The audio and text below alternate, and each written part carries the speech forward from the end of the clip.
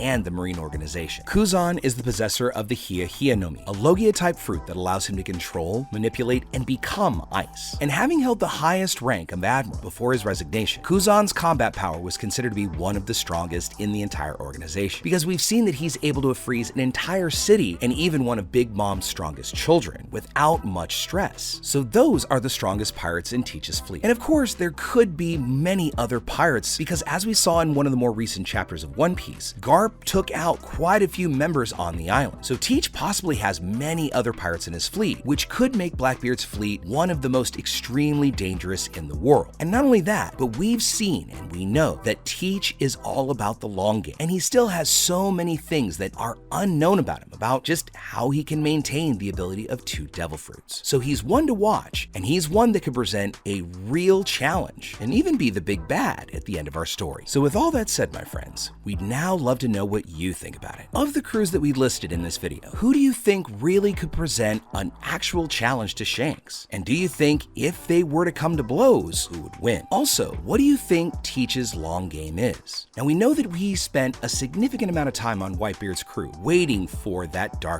fruit. So what else might he have up his sleeve? And now that he's really after all the road poneglyph information, what do you think his end goal is with that One Piece? Let us know what you think about that and everything else in the comments below. So as we wrap up our video for the day, we'd like to thank you all so much for watching the video, especially those of you who've made it here to the very end. Be sure you comment on any themes or ideas that you'd like to see in future videos. And also, since you made it this far, give us a like and hit that red subscribe button before you head out to take on the rest of your day. Hope to see you all in our next video. Let's keep sailing this giant sea together. Take care.